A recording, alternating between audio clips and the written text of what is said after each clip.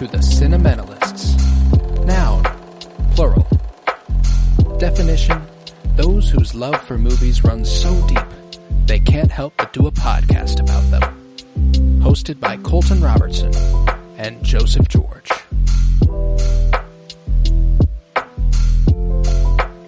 Hello everybody and welcome in to the Cinementalists, where today we are getting holidazed with How the Grinch Stole Christmas, released on November 17th in the year 2000. Written for the screen by Jeffrey Price and Peter S. Seaman. Trying really hard not to pronounce that a different way. Based on the book by Dr. Seuss, directed by Ron Howard. I'm Colton Robertson. I'm joined by Joseph George. What's up, buddy? Oh, what up, what up? Always a pleasure to be here. Oh, and it's always a pleasure to have you. This week differs a little bit from Home Alone last week because the other adaptations were kind of extras. If you can get to it, you get to it. If not, no big deal. I only ended up watching the original animated short and this. I didn't get around to the Illumination Studios Benny D. Cumby Boy version of it. So the conversation will be mostly about the Jim Carrey 2000 version of How the Grinch Stole Christmas.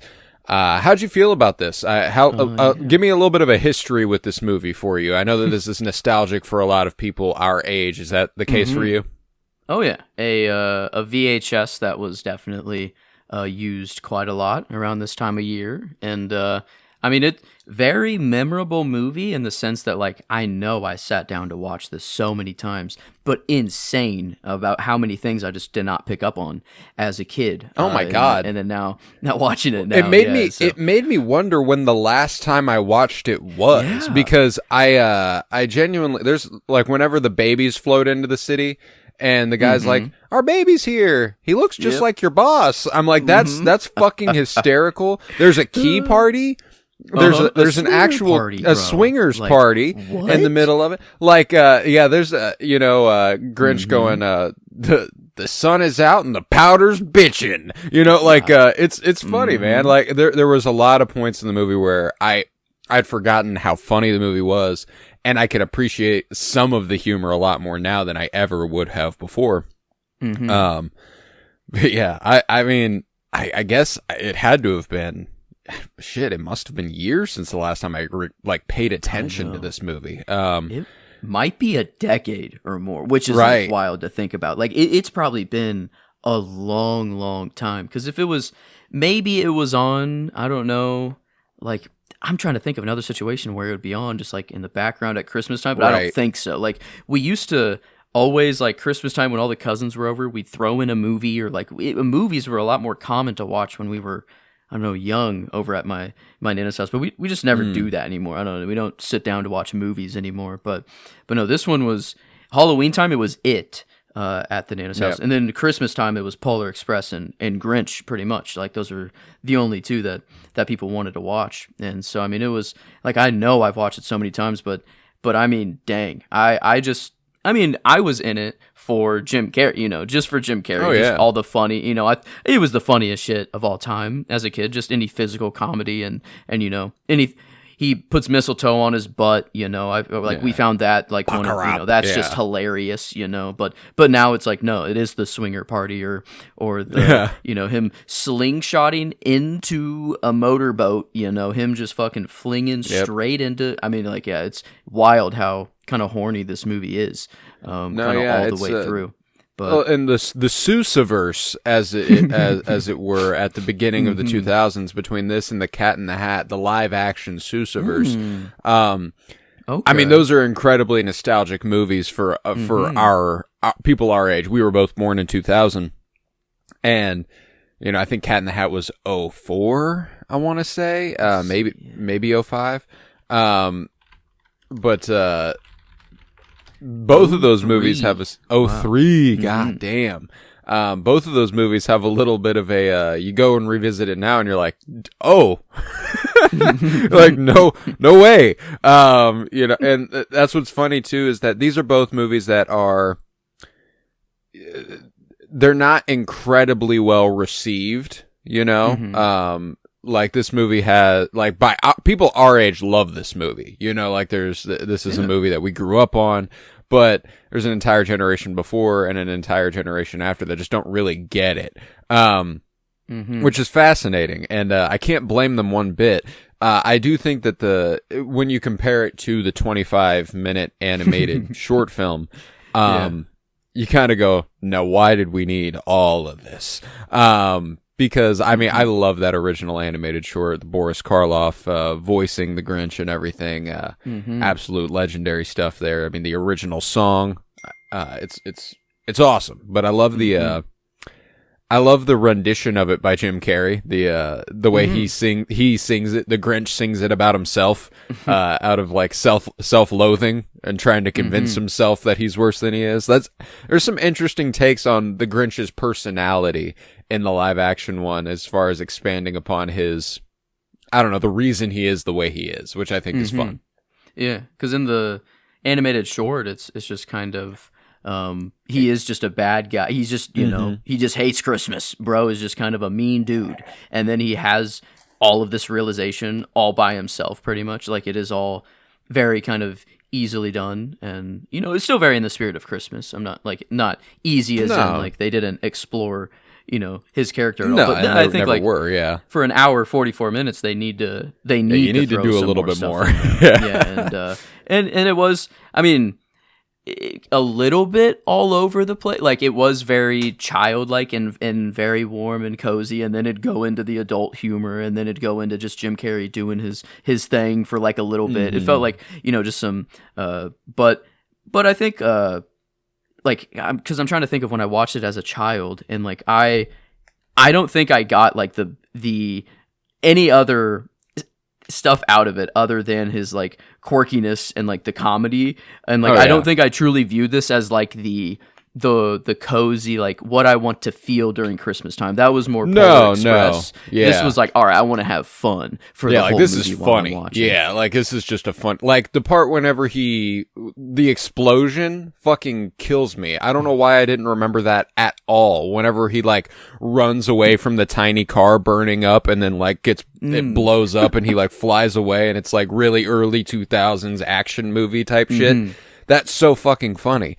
It's gonna blow! I love Jim Carrey because, I mean, obviously he's just an incredible performer with an insane range, and he can do a lot, but there's a genuine, like, there's one part in the movie whenever Jim Carrey peeks through, like, voice-wise, and I go, holy shit, you are putting on a completely new voice for the Grinch. Yeah. Like, it doesn't sound like Jim Carrey at all, and like, I kind of forget that.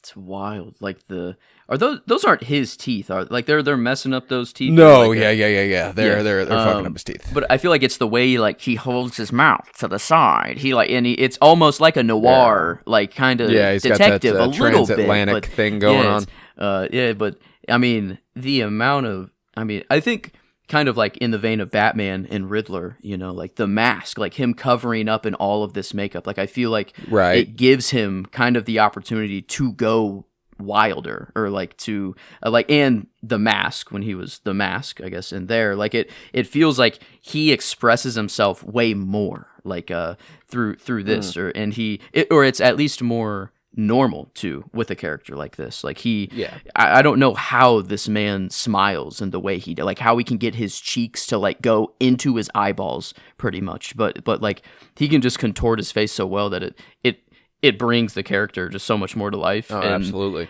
And I didn't know that the dude had to like actually sit through hours every single time they had to put this on. And there was an interview, or he was on a late show or something like that, and he said like, to deal with it, he asked how like prisoners of war, like how people deal with torture, and he was told like, well, you either smoke a lot or like you punch yourself in the leg to get your mind off of whatever's going on. So he said like he was just a chain smoking, punching himself in the leg over and over to like get through this whole makeup debacle, and you're just like back and forth through it. He said like it was terrible, but like, you know, I don't see that coming through, which is crazy because he has to turn that all off once the camera gets on. Like it probably is such an annoying thing to have to go through every single time, like 2 hours to sit down before you even shoot, and then it's going to take like another hour just to even get it off after you're done. Yeah, and that's pretty mild by a lot of modern Hollywood prosthetic work, Jake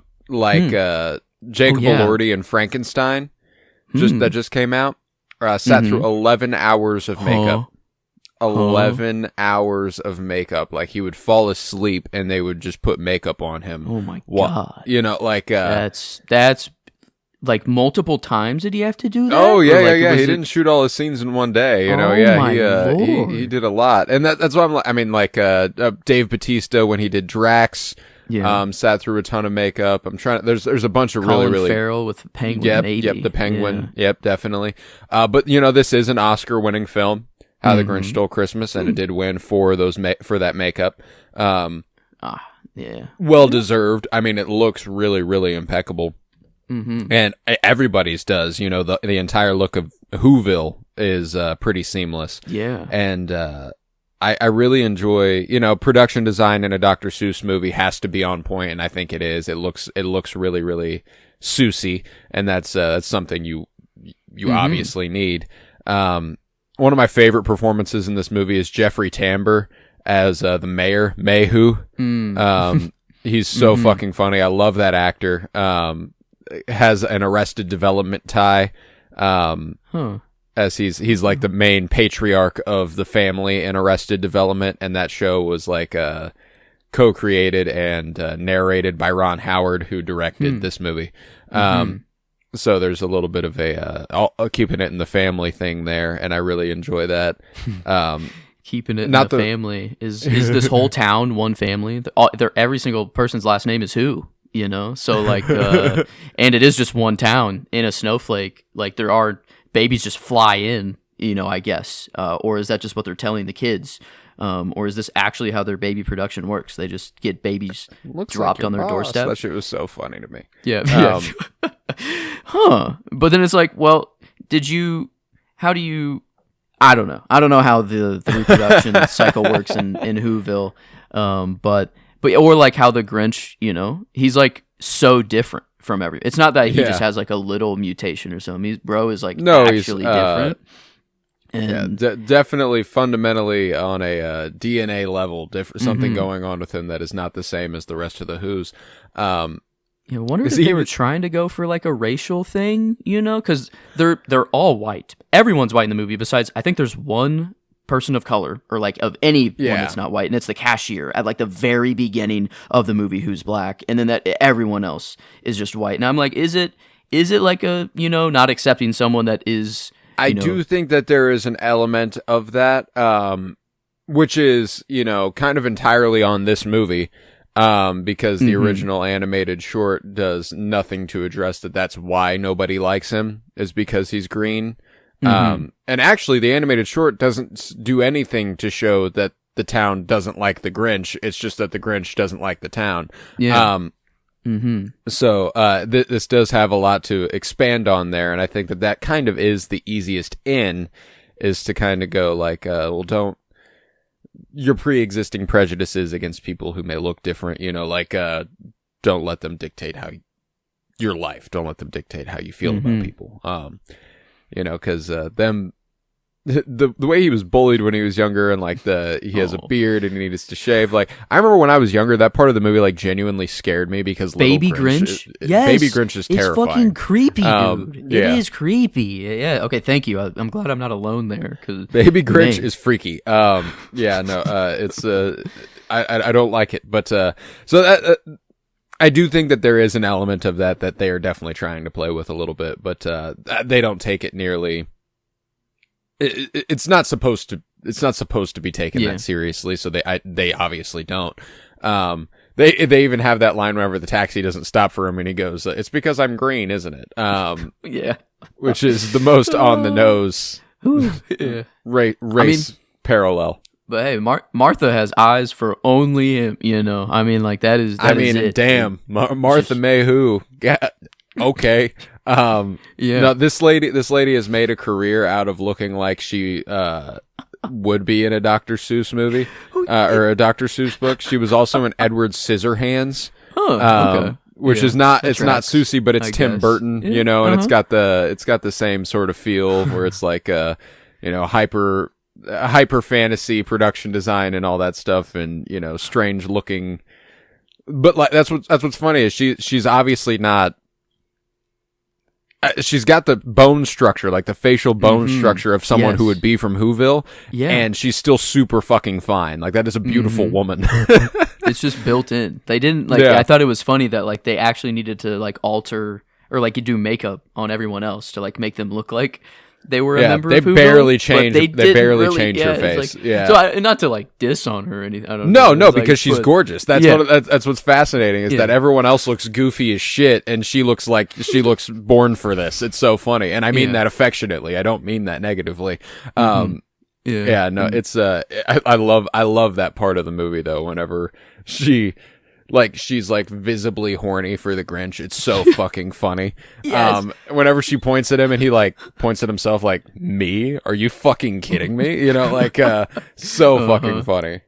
I mean, from Rip though, like Grinch knew that she had a crush on him. Like I love the colors of Christmas. Red and green. She like, brushes his face, and then so. I think it was more of just a denial thing, but I love how like instantaneously he just shoves it in the mayor's face. Like he's like, all right, no, I'm not, no hard feelings, right? And then he's like, finally, I get back to you. But it's nice to have the kind of villain, of them. It's probably the mayor if it has to be one person, but really it's just kind of like the materialistic, I think, idea of Christmas, and then like that's the nice cozy part of the movie is whenever like the dad is like, no, that's my daughter, and she's actually fucking and right. Frankly, thank fucking Christ he did that, because if you let a grown man talk to your small child that way and don't say a fucking thing, you are an absolute pussy,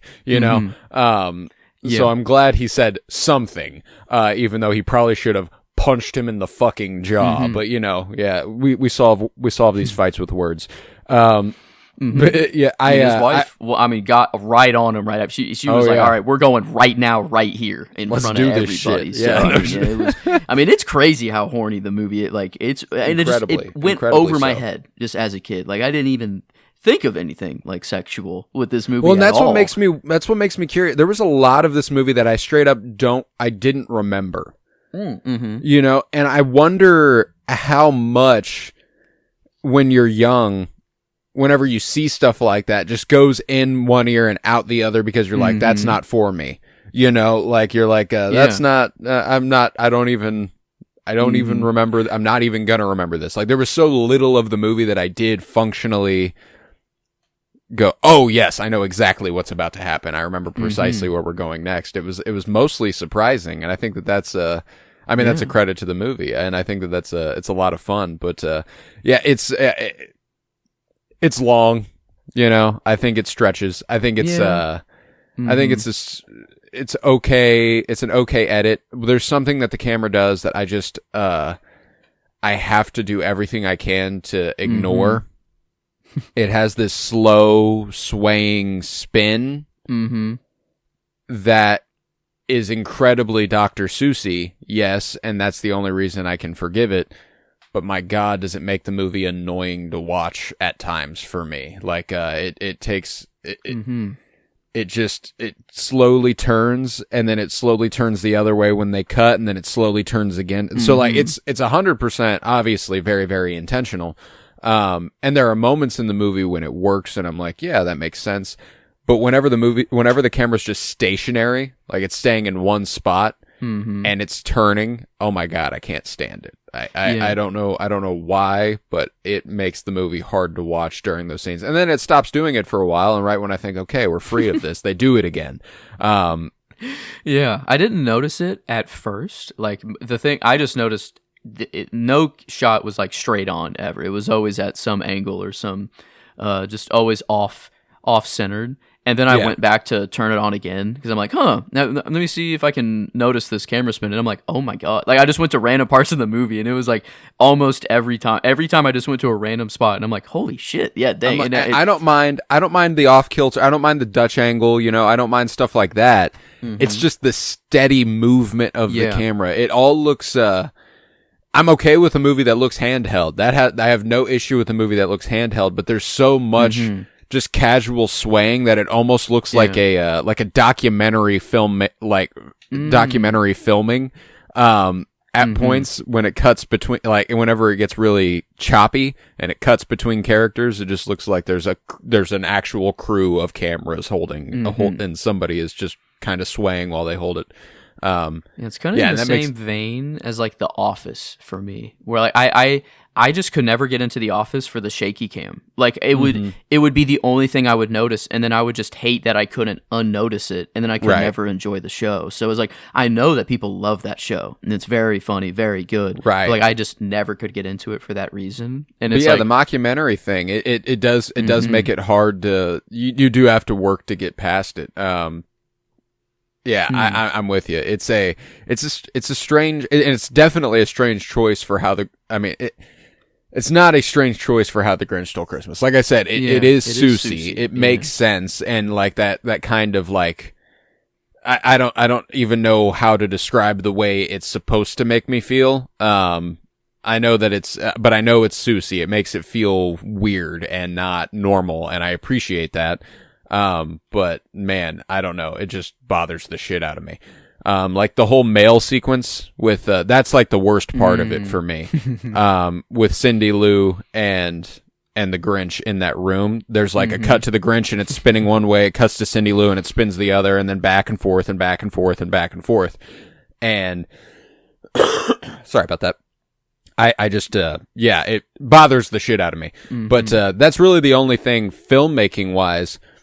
I mean, aside from, I appreciate again the hyper fantasy of the top of Mount Crumpet and like how fake that looks.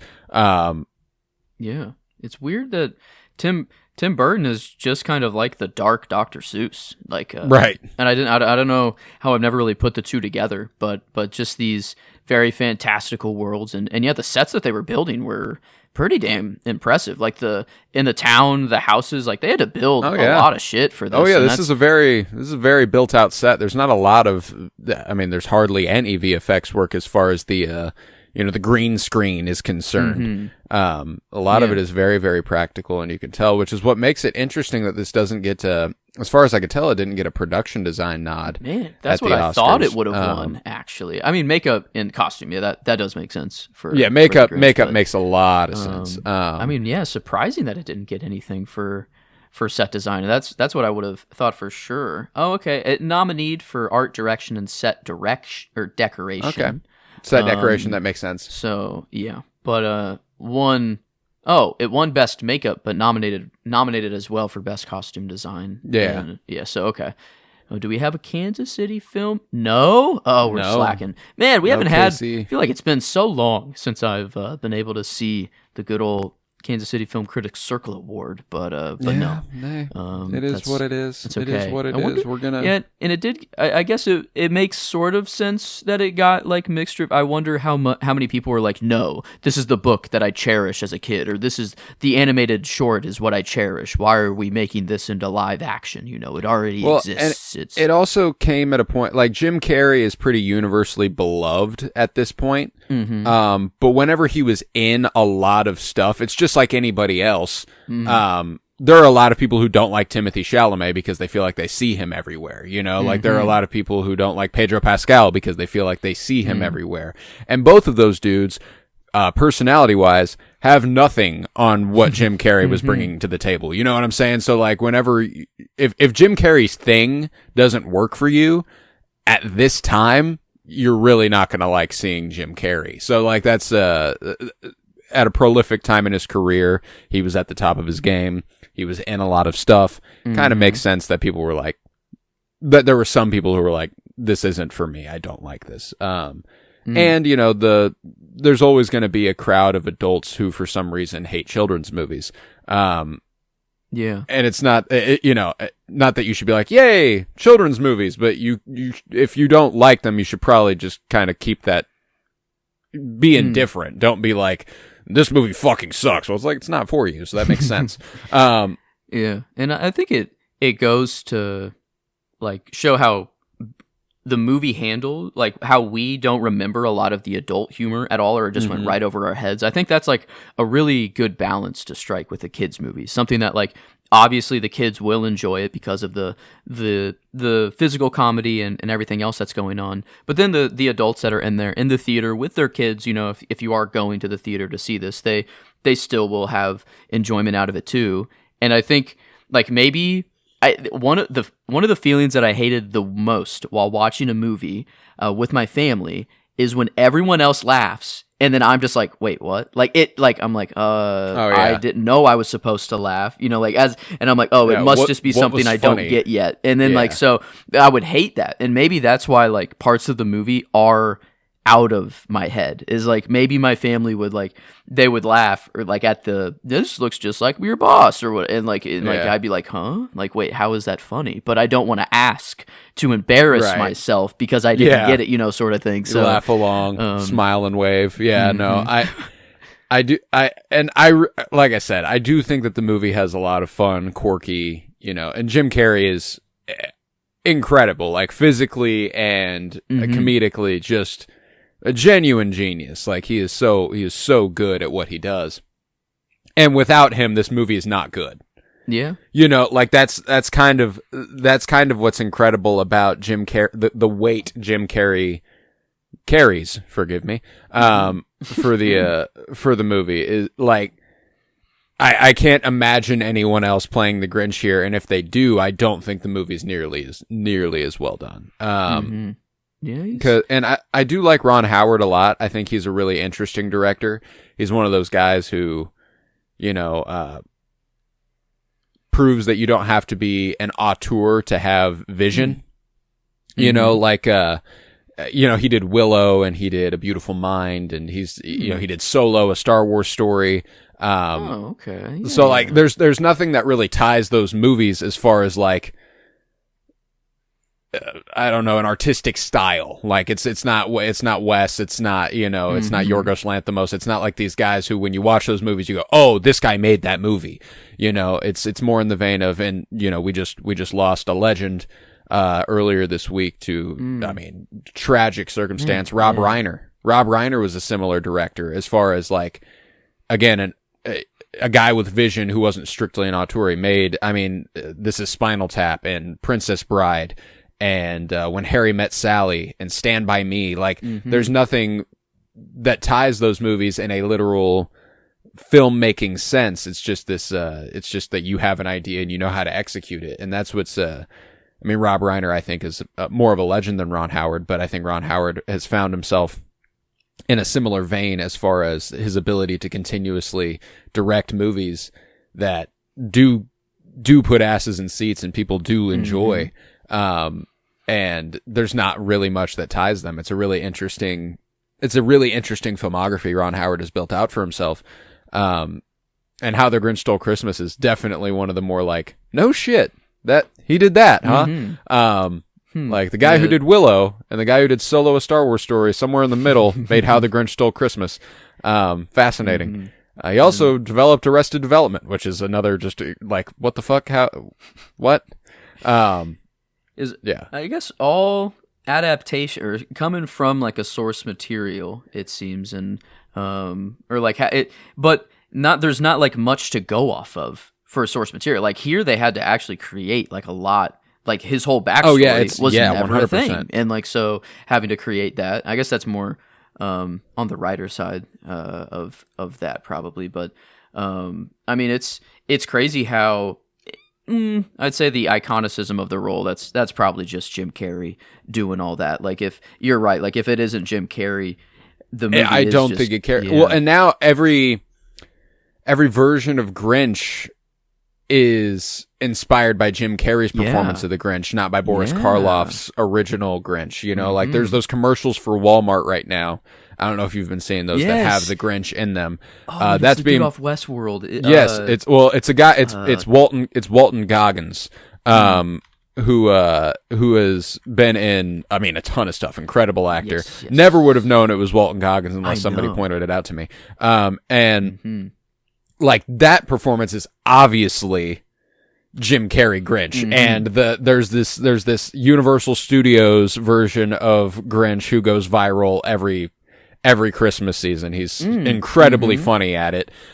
He's so good at Universal Studios, who is obviously playing Jim Carrey's Grinch. And there's even going back to the Benedict Cumberbatch version, the animated one, like that is an animated adaptation of the Grinch, which you would think would take more after the original cartoon, but it doesn't. It takes more after Jim Carrey's Grinch. And that's why I'm like, I don't think there's a way of knowing just how different the movie could have turned out had it been a different performer. I'm not even going to say lesser, because someone we talked about last week with the Home Alone movies from Home Alone 2 was Tim Curry. A legendary performer. You brought up It earlier. He was the original Pennywise. Yeah. He was in Rocky Horror Picture Show and the movie Legend with Tom Cruise, the Ridley Scott film. He's been in a lot of great stuff. Three Musketeers, tons of great stuff. I don't think if he plays the Grinch, which he puts that smile on at one point in Home Alone 2, that's the only reason we brought it up. I don't know that it's nearly as good as this. There is a version of the Grinch movie with him as the Grinch that could be good, but it's not this version of the Grinch movie. And that's why I'm like, it's really interesting that Jim Carrey managed to shape this movie the way he did as the lead, because it could be sorely lacking without him. I wonder who else was really, really big in 2000 that could have theoretically been cast. Yeah, I don't know, and that's what's interesting. Was there even a second choice? Was it we're going to do this with Jim Carrey, or we're not going to do it at all? I watched some man. They said there were other people, and if they couldn't get one of these four people, then they wouldn't even make the movie to begin with. It needed to be someone big, or else they wouldn't have even gone through with the movie. I think Bruce Willis was one of them. That was the only name I can remember, but he just is not. Jim Carrey was suggested for the title role by Audrey Giesel, the widow of Dr. Seuss, who controlled the rights to the book.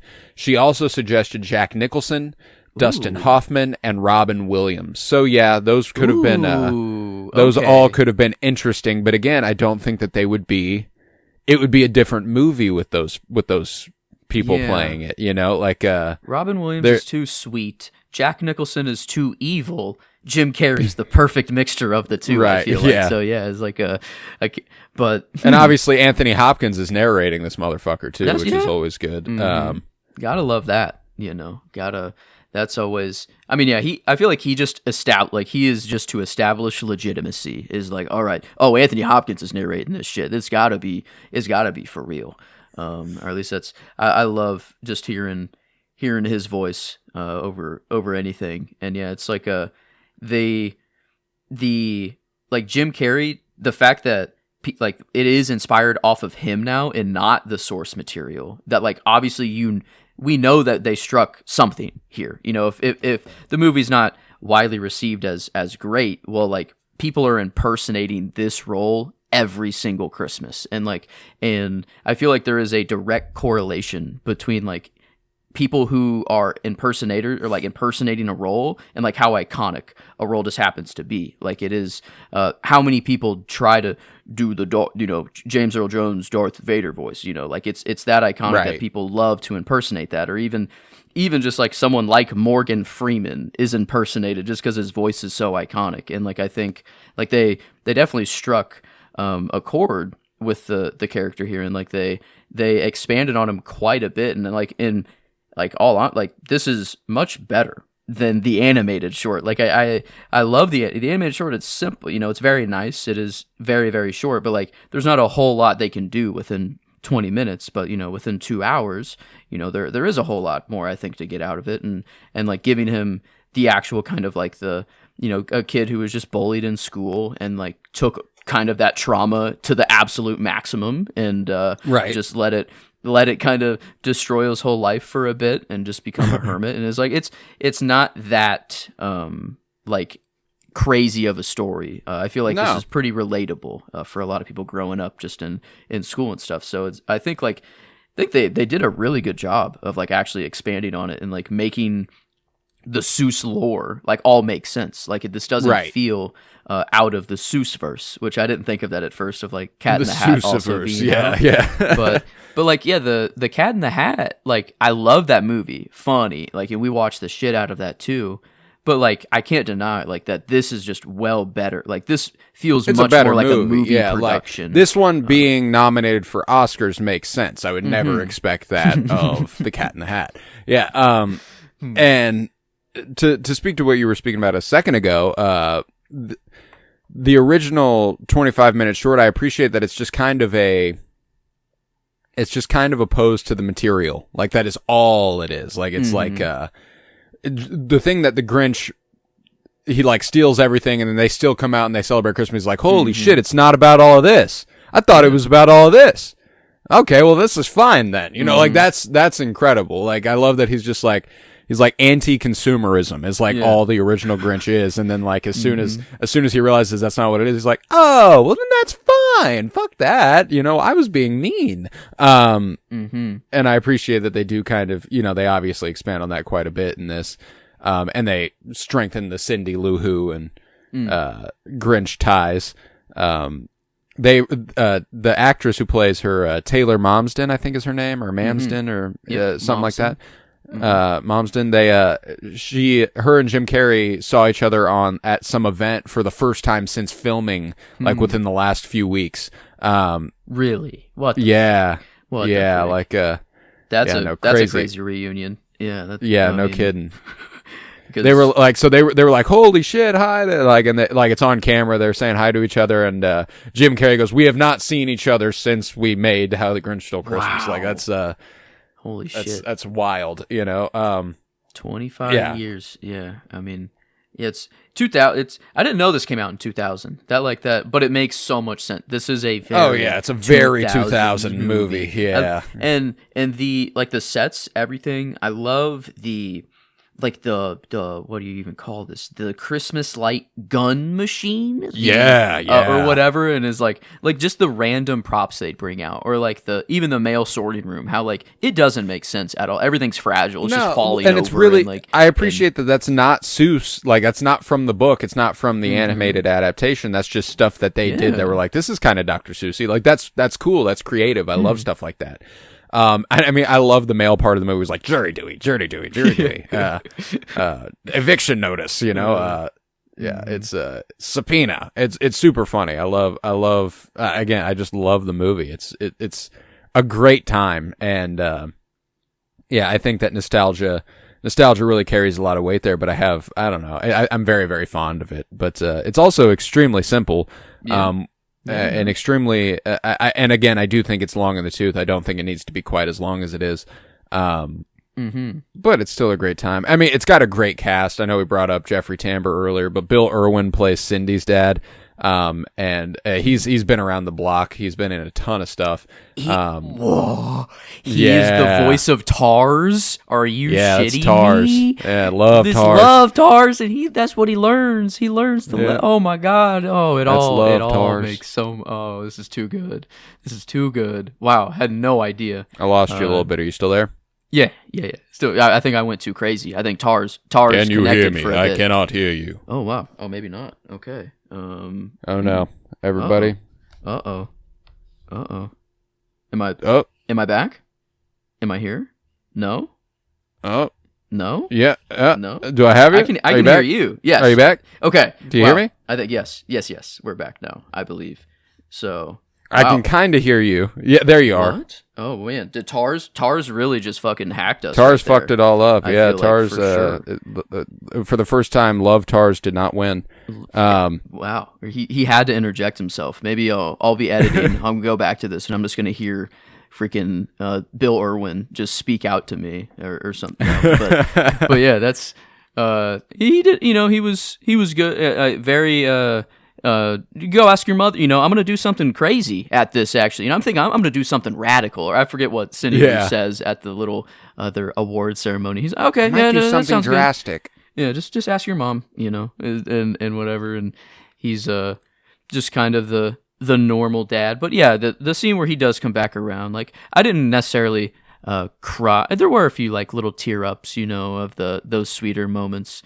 Of just like, that is just Christmas, stuff, and because whenever he first comes down to accept his award, and like he is down in the city, I'm like, wait a minute, is this like the end of the movie? I'm like, no way.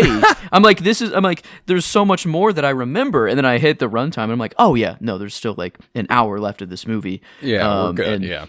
Because I thought like it, but all not a bad example of how much the movie stretches for you to be like, it wasn't completely unfeasible for you to think that could be the end of the movie. Like you were like, is this the end of the movie? Yeah.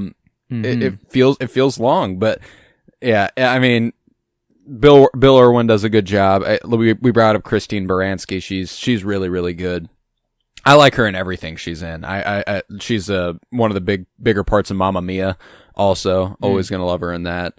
Bigger supporting roles of Mamma Mia, I should say. But this guy looks familiar.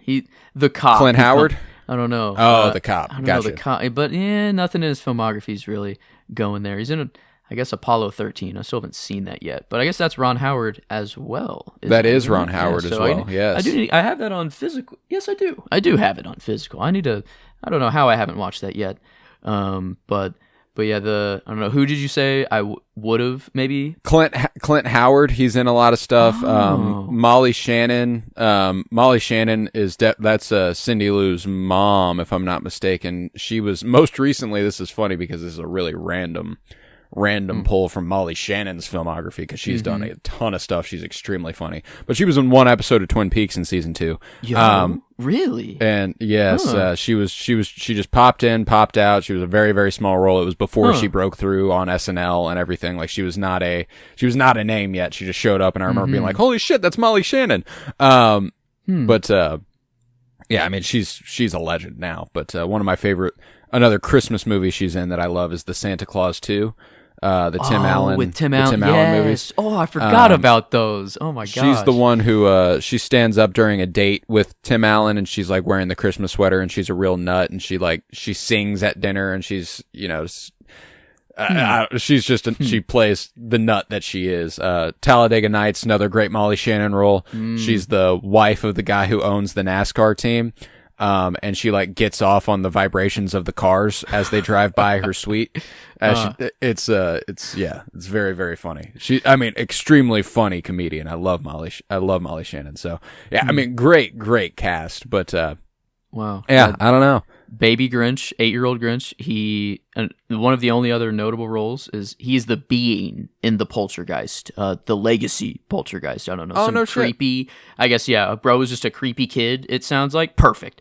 Because the Baby Grinch does freak the fuck out of me. Like, still, I don't know, to this day. Like, why is the Baby Grinch more creepy than when Grinch is trying to be creepy and evil and scary? Is like, well, the Baby Grinch is scary. The 8-year-old Grinch I don't have as much beef with. Okay. Oh yeah, like that's true. He does grow up a little baby. Bit. Yes. Yeah. Like that one doesn't bother me as much. It's the baby. That one I'm like, what the fuck is wrong with this thing? Unholy. No, I was dropped into a swinger party and then got moms, Like bro just had 2 moms. I really want to break down how the Whoville like relationship or how this even works, how Whoville functions. It's a very interesting town here that they got going on. Yeah, I don't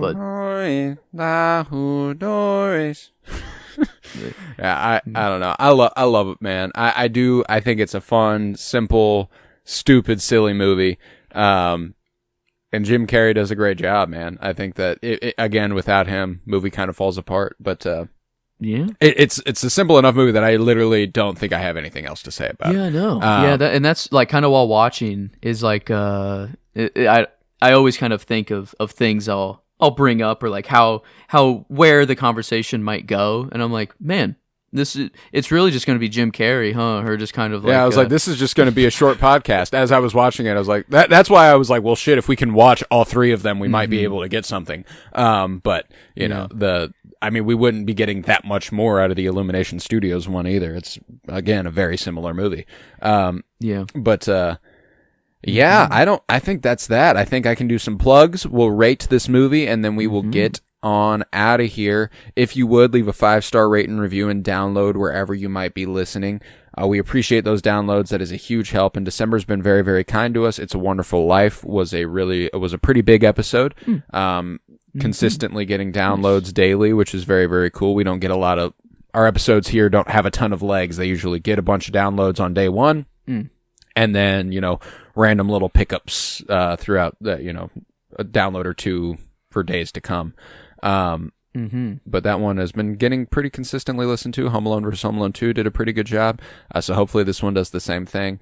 But yeah, download, 5 stars, 5 stars, 5 stars. Share with a friend who you know likes movies. You've got a friend who likes movies. Share the podcast with them. We would appreciate that greatly. Let's see. We also do a Twin Peaks podcast. I brought that up a second ago with Molly Shannon in relation. It's called Fire Pod with Me, a Twin Peaks podcast. Currently, we are in the midst of The Return, Twin Peaks The Return, which is season 3. That show is friendly to the first-time viewer and the rewatcher alike. I am rewatching it. Joseph is watching it for the first time. So there are no spoilers after the point we are covering. Everything prior to what we're covering, obviously, fair game. So you should watch Twin Peaks. Absolutely watch Twin Peaks. And then if you happen to want a podcast about it, we have that episode by episode, scene by scene, all of it over on Fire Pod with Me, a Twin Peaks podcast. We also have something called Geek with Me, where yesterday we recorded a live commentary of The Force Awakens to celebrate the 10-year anniversary of the film. That probably found its way to the airwaves today, if I'm not mistaken. It's a lot of fun. We love that movie. We love Star Wars, so we obviously had to celebrate the 10-year anniversary of The Force Awakens. We might even have a little something extra coming. I'm not going to promise it, but we might have a little something extra for The Force Awakens coming soon. So yeah, that's Geek with Me, nerd shit podcast, Star Wars, Marvel, DC, comic book, fantasy, all that bullshit. Geek with Me. Go check that out. We will be back next week on the Cinementalists on Christmas Day with a Christmas story. Very, very excited for that. And I will officially tell you that our New Year's Eve movie, I'm very, very excited for that. Last year was our first year as the Cinementalists. So we celebrated New Year's Eve with our favorite movie of 2024, or one of our favorite movies of 2024, where we discussed challengers on New Year's Eve, and that was a lot of fun. And this year on New Year's Eve, the movie I think we've kind of settled on is Guillermo del Toro's Frankenstein, which I also brought up earlier in the episode. So those are the next couple weeks on the Cinementalists. We've got a Christmas story on Christmas Day, and we've got Guillermo del Toro's Frankenstein on New Year's Eve. Very, very excited for that. With that, let's go ahead and rate How the Grinch Stole Christmas. All right, on a scale of 1 to 10, I think Home Alone and Home Alone 2 are kind of its ceiling. Yeah, I was going to say the same. Like, I don't put this above Home Alone. I would actually rather watch Home Alone. I definitely would. I even struggle. I know that we said that, like, when you compare this to Cat in the Hat, a lot of stuff's going to benefit from comparing to Cat in the Hat. You know, so I'm like, that doesn't strictly mean I even quite reached the 7 mark on a personal note on a scale of 1 to 10. I do think I'm going to fall right outside of it. I think on a scale of 1 to 10, I'm going to give this a 6.75, which I know is just hyper particular for those joining us for the first time potentially. But we do integrals of 0.25, and I'm putting this just outside the 7 out of 10. I'm going 6.75 for How the Grinch Stole Christmas. I think it. Let's see. Does oh yes, perfect. Because I wanted to give it a 6.9 for how horny it is and how just sexually charged it is. True. But if I do give it a 7, it gives the overall rating a 69. There you go. You go. I think that is kind of perfect for the meme. Mm-hmm. For the meme, we have a 6.7 and a 69 in there, and I'm ready. I'm ready for 6.7 to die. Honestly, at this point, but 69 will. I had a never kid die. in the restaurant the other day. Oh my fucking God. The way that his mom wanted to throttle him for going 6'7", 6'7", 6'7", 6'7". I couldn't It was so imagine. fucking funny. Oh my it was God. so Like, fucking yes, funny. I was like, oh my God, it killed me. And like, I was so lucky I didn't have to wait on that table, but like, I could not handle it, cause she looked like she wanted to, do bad things. Yes. Yeah. But yeah, no, it's good old 69% though. That's it's rare that we kind of dip into the. We don't get down there often. We don't get down there often, and that's kind of I wouldn't mind getting down there more often though. It's. Yeah, there's a lot of fun movies. Mm-hmm. There's a lot of fun movies that aren't quite as good as some of the movies we like to cover, and this is a good example of one where I still enjoy it. I have a good time. I like watching it, but when I take a step back and try to evaluate the movie on a numerical level, which I know is asinine anyway, I go, "Yep, that's this isn't as good as some of the other things we've covered." And 69% on the old Cinementalimeter. We love those. We love those. So good stuff. I'm happy with it. But yeah, we will be back next week with a Christmas story on Christmas Day. Very, very excited for that. Stick with us. Leave a 5-star rating review, like I said. I was Colton Robertson. I was joined by Joseph George. Thank you very much, homie. Oh, thank you for having me. It's always a pleasure to be here, homie. Oh, and it's always a pleasure to have you. And remember, help me. I'm feeling.